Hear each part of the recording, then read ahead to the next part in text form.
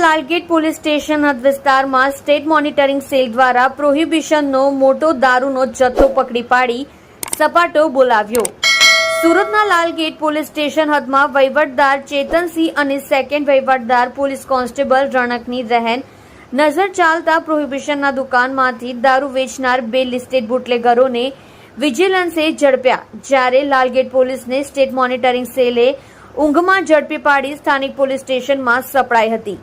લાલગેટ પોલીસના વહીવટદારના પાપે પીઆઈનો ભોગ 100% લેવાઈ શકે છે તેવી પોલીસ બેડામાં ચર્ચાઓ થઈ રહી છે।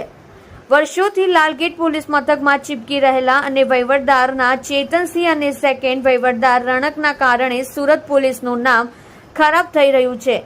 શું પોલીસ કમિશનર શ્રી અનુપમસિંહ ગેહલોત સાહેબ સુરતના લાલગેટ પોલીસ મથકના વહીવટદારના માથે ઉચ્ચ અધિકારી કે રાજનેતાનો હાથ છે તેવી ચર્ચા પણ વધી રહી છે। એ માટે વર્ષોથી એક જગ્યા પર બની બેઠેલા વહીવટદાર વિરુદ્ધ કોઈ પણ પગલાં લઈ કમિશનર સાહેબ કાયદેસરની કાર્યવાહી કરશે ખરા?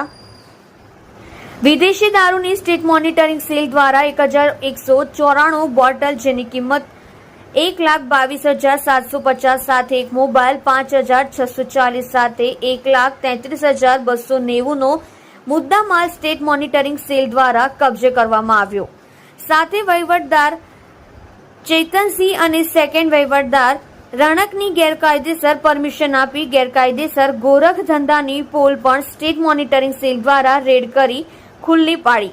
આરોપી મોહમ્મદ જાફર ઉર્ફે બાબા કબૂતર મોહમ્મદ ઝહુર પઠાણ રહેઠાણ ખાન સાહિબનું ભાટુ દાસ્તીપુરા વરિયાવી બજાર સુરત શહેર। મુખ્ય આરોપી તુષાર ઠાકોર પટેલ રહેઠાણ વરિયાવી બજાર ઘાસ્તીપુરા સુરત શહેરને પકડી પાડી દારૂનો જથ્થો મોલનાર લિસ્ટેડ બુટલેગરોને વોન્ટેડ જાહેર કરી સ્ટેટ મોનિટરિંગ સેલના પીએસઆઈ એચવી તડવી દ્વારા લાલગેટ પોલીસ સ્ટેશનમાં ક્વોલિટી કેસ જાહેર કરી લાલગેટ પોલીસ ઇન્સ્પેક્ટર વિરુદ્ધ ગાંધીનગર ખાતે કાર્યવાહી કરવાની માંગ કરી છે।